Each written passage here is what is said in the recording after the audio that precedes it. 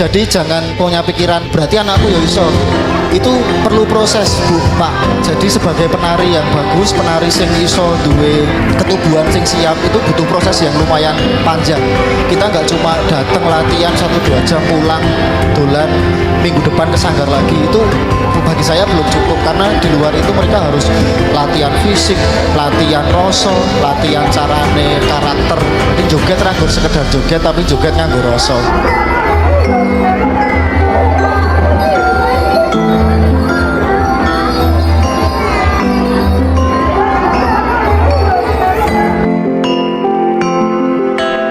Salam budaya,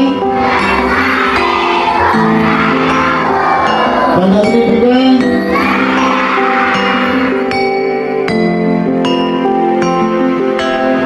Bulan Rasa 14 kali ini akan menampilkan lebih dari 300 anak. Wow.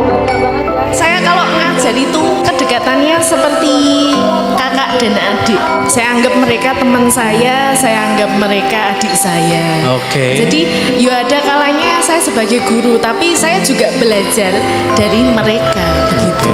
Kami saling melengkapi. Oke.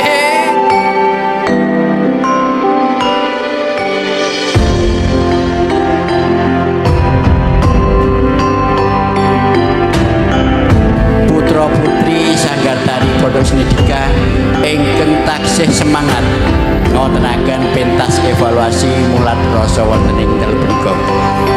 Awit sing kadarman panjenengan sami Pondok Snedika tansah ngaturaken sanget ageng panuwun ing pepindhan mugi Syekh Kadarman panjenengan pikantuk liru ingkang satraju miwah bebingah ingkang malimpah-limpah saking ngarsanipun Gusti Allah ing mamirah lan mugi dados masleh panjenengan sowan-sowan.